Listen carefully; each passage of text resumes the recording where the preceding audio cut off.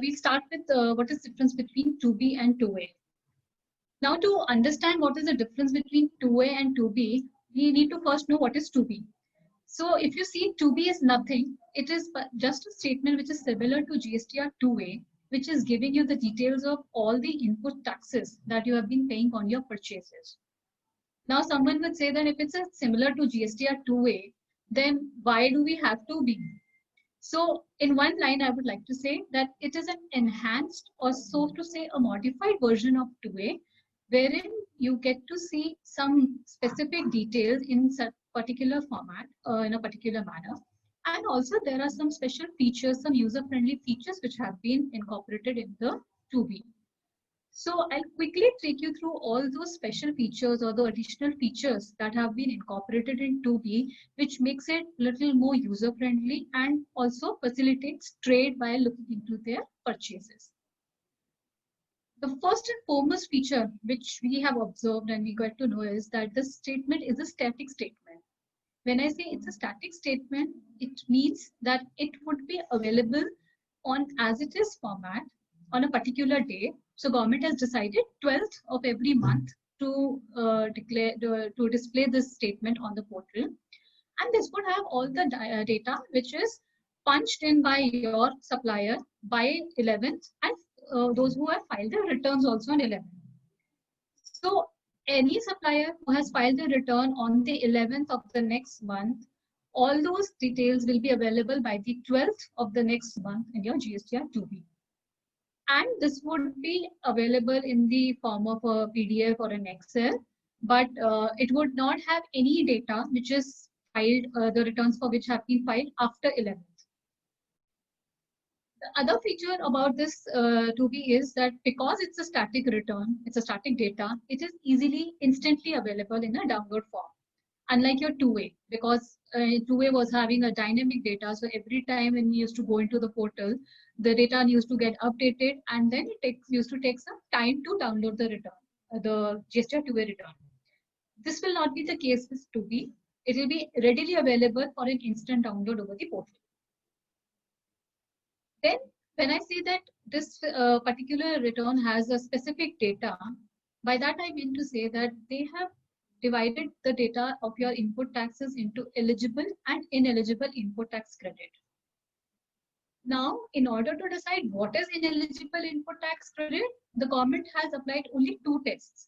One test is when the location of supplier and the place of supply of any supply is in the same state, but the recipient whose 2B is being downloaded or whose 2B is being generated is in the another state. All those purchases and the taxes paid on those purchases will be parked in the ineligible category. Another test that has been applied is the non-compliance of the time limit of section 16(4). So for any returns which have been filed after the next financial year in the month of September, after September of the next financial year, those transactions will also be parked in the ineligible category.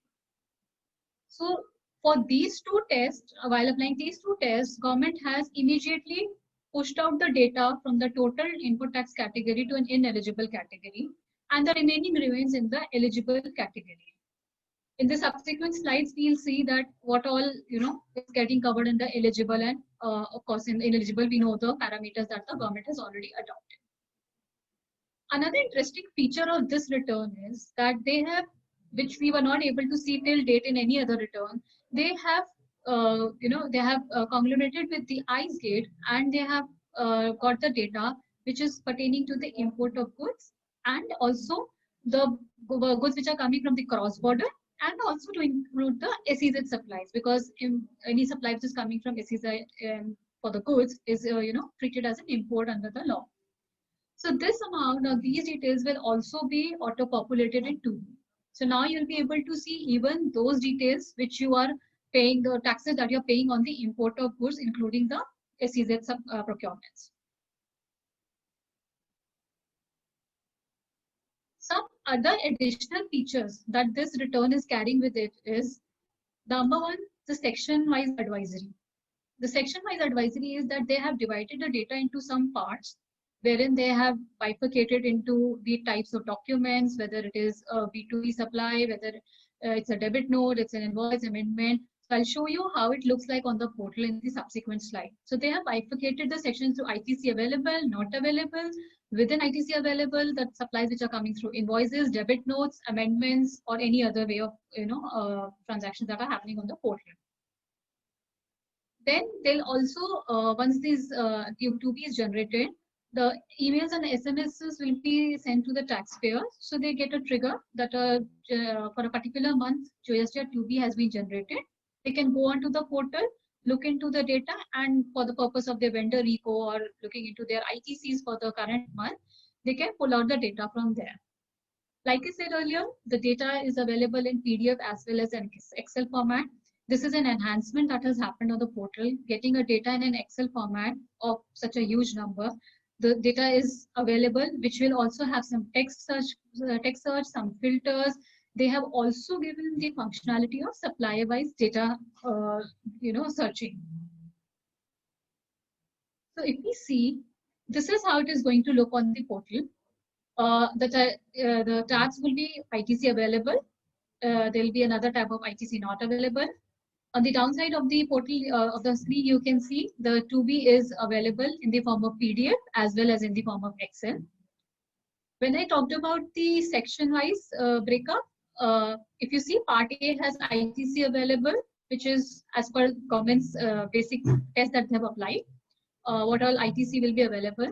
They are further bifurcated into the supplies which is coming from the registered persons, the one which is coming from the reverse charge. So people who are registered, but those whose transactions are taxable under reverse charge, that category is separately shown. Any supply which is coming from ISD. And if you see the fourth serial number very clearly talks about the import of goods, and they will also show you about the SEZ supplies. Then part B talks about the ITC reversal. Wherever you're not allowed to take the ITC for various other reasons, the ITC reversals will be done. Similarly, if you see the ITC not available tab, all other ITCs which are coming from registered person, which is coming from ISD, and the transactions which are taxable under reverse charge, all those kinds of bucketings have been done. On the portal, if you see, this is the kind of search filters and the categorization is available. If you see on the extreme left, there's a supplier-wise details which is available. So this is something which helps us to quickly search the details of those suppliers whose ITC we want to check, whether they have reported, whether not reported. You can just punch in the name of your suppliers. You can do the text search, or you can do the filtration. All the filter, etc. is available. You can use this Excel sheet like any other Excel sheet, and you can find the respective details that you wish to look at while you are finalizing your ITCs. Now, once we've understood what is GSTR 2B and what are the special features, let's understand what is the difference between 2B and 2A. So, like in the very beginning, I said that the statement which is coming in the form of 2B is a static statement. This is what differentiates it from GSTR 2A. 2A is a dynamic statement. It keeps on changing on day-to-day basis depending upon the suppliers who are filing the return, because there will be many people who will be filing returns on time-to-time basis. Someone may file on 10, some may file on 11, 12, and so on and so forth.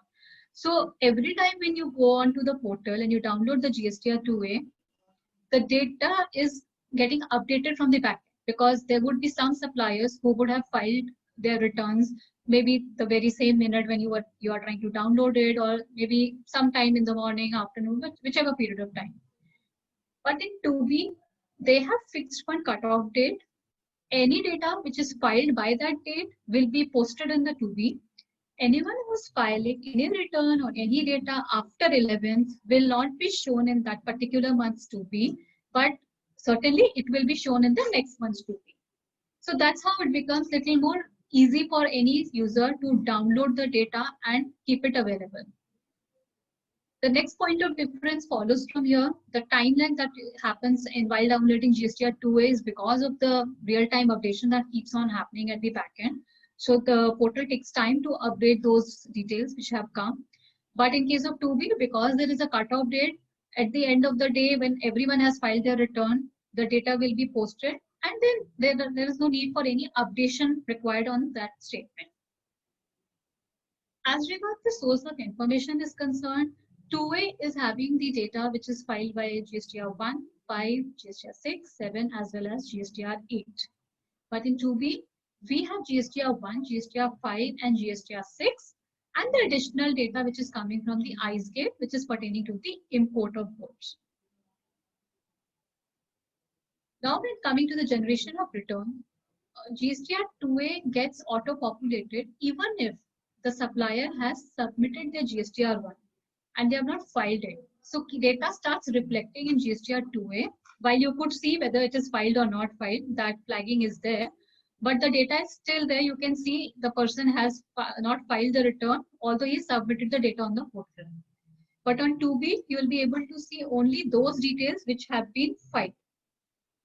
So anyone who has not filed their returns, those data, the details for those suppliers would not even reflect in 2B. And like I said, in case of GSTR 2A, the import related data was missing, which has been added in 2B, which helps you to reconcile your purchases relating to the import of goods as well. Just to give a very simple example, how the data will flow in GSTR 2B as against GSTR 2A. For example, if you have an invoice which is dated January 2021, and it has to be reported in the return of January 2021. The due date of filing of that return is 11th February, and it is filed also on the same date. Then this data is going to flow both in 2A as well in 2B. In the second scenario, if the return, the invoices of the month of January, but the same has been reported in the month of March. March returns due date is 11th April. So in that case, the data will flow in the month of March 2A as well as 2B because it is the month in which you are reflecting the data, irrespective of the date of invoice which is being reported. The third scenario is the differentiator. For the same invoice of the month of January, which has to be reported in the month, which is reported in the month of January, but the return has been filed in the month of April. So assuming someone has missed onto the filing of any return, January details, January month's return, and that return is a delayed file return in the month of April. As far as the 2A is concerned, the data will start reflecting in the January 2A with a flagging that the return has not been filed. But the same data will not be available in 2B in the month of January. It will show only for the month of March once the supplier has filed the return. So this can cause delay of ITC. There are some doubts also prevailing around this, which we'll discuss in subsequent slides, that if a supplier is filing delayed return, how do I match, and how do I take 2B as a basis. So this was a very layman example which I thought I'll take in the session so that we know how to differentiate between the auto population of data in 2A and 2B.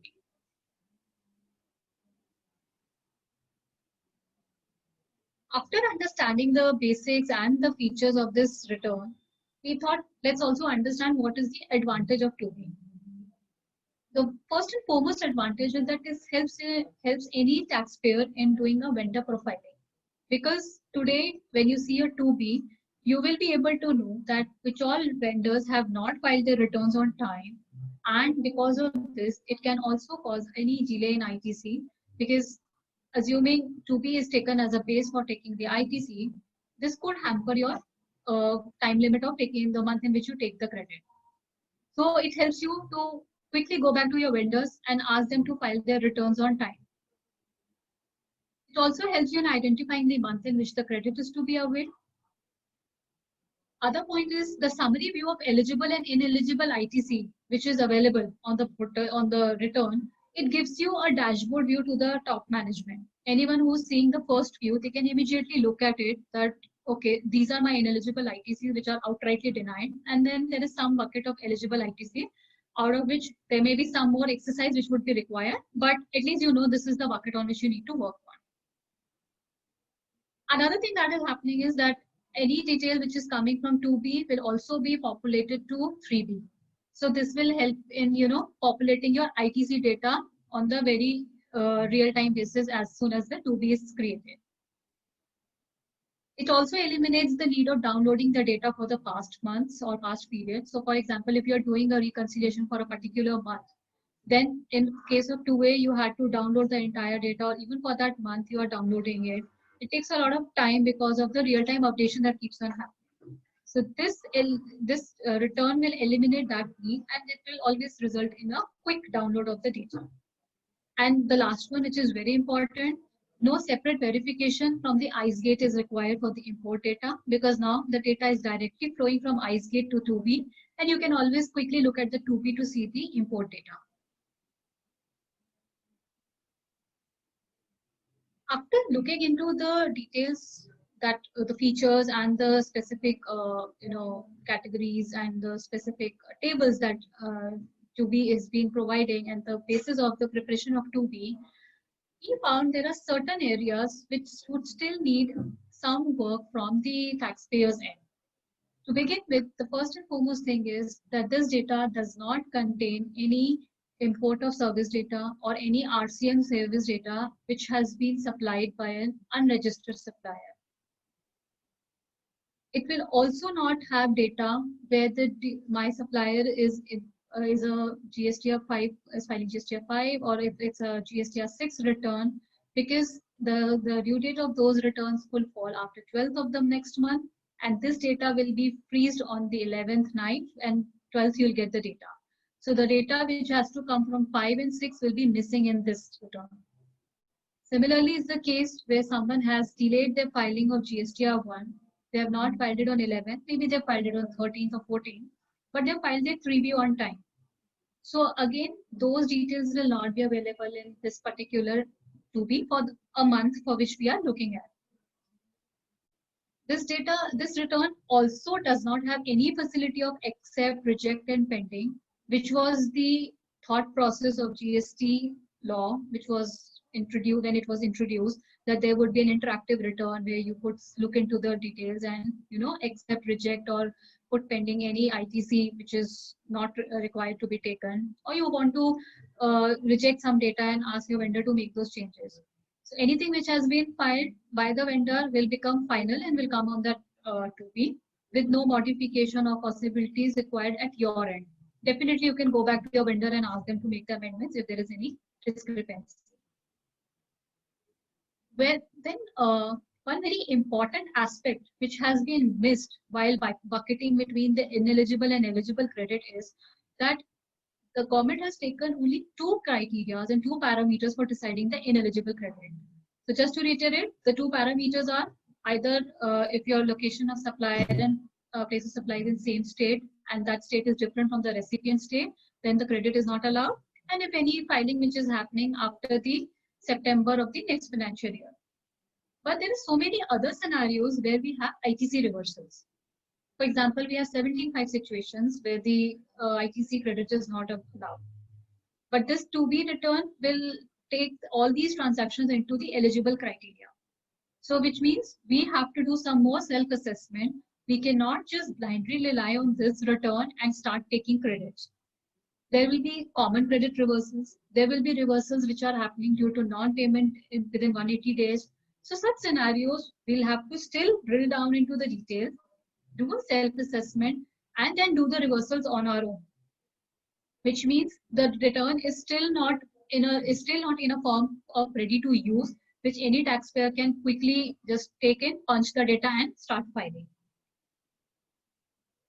Like your GSTR 5 and GSTR 6, we also have certain set of taxpayers who file their quarterly returns. So again, if a quarterly return filer is filing their return, even if he has uploaded some data on his GSTR 1, till the time the return is filed, it will not flow in my GSTR 2B. So again, this return is not taking care of these situations, which we are otherwise also facing in a normal scenario. So even in 2 ways, you get the data while you see there is the data which is uploaded, but while doing matching and all, we look into the details of only those taxpayers who have filed their returns. And of course, we have a provisional credit formula which we use for taking additional 10% credit. But this return is still not taking care of that scenario. which means this return is still not in a form which any taxpayer can just pick and start parking the number. There are a lot of things that has to be done even after getting this return being generated on the portal. And of course, it adds to another set of reconciliation data. As it is, we were doing 2A versus purchase register, we were doing 2A versus 3B. Now, 2B coming into play, there will be another set of data which needs to be reconciled. You might have to look into 2A versus 2B and see what is missing in 2B and how you can, push your vendors to do their filings, do their reportings, and so on and so forth. Now, there is some open issues which we found in the case of GSTR 2B. While the government has populated the return, it is available on the portal. No, from August 2020, from September 12th, they have given the PDF format and the Excel format on the portal. But to our surprise, there is no legal provision and, so to say, no amendment in the Act till date to incorporate this 2B. Therefore, follow the question that whether I should take 2B as basis for any of my calculations. Let's say for 36(4) calculation, till now we have been taking 2A as a basis, whether 2B can be taken or not, whether department can ask me to do the reconciliations, because today department is asking reconciliations on GSTR 2A versus purchase registers versus 3B. So they are looking into all those reconciliation. So can department now start asking me reconciliations with 2B also. Also, whether department will take 2B as one of the basis for giving me the ITC refund. So according to us, since 2B does not have any legal backing, it would be taken more as a reference material. For any other calculation, we believe that 2A still holds good as per the law and should be taken as the basis for our 36(4) calculation, whether it is for any other reconciliation. And for that matter, in those cases where your suppliers are filing return after 11, but let's say on 13th or 14th, they have filed. So some people in industry, they have put in 15th as a cutoff date to pull down all the ITC and take the ITC basis on that data for filing their returns on the 20th of the subsequent month. So according to us, you can still follow the same practice till the time 2B gets any legal sanctity or a legal backing under the provisions of the law, which is soon to be there. Let's see how government is going to bring it. Till then, we believe that you can continue with the current practice of taking ITC basis GSTR 2A.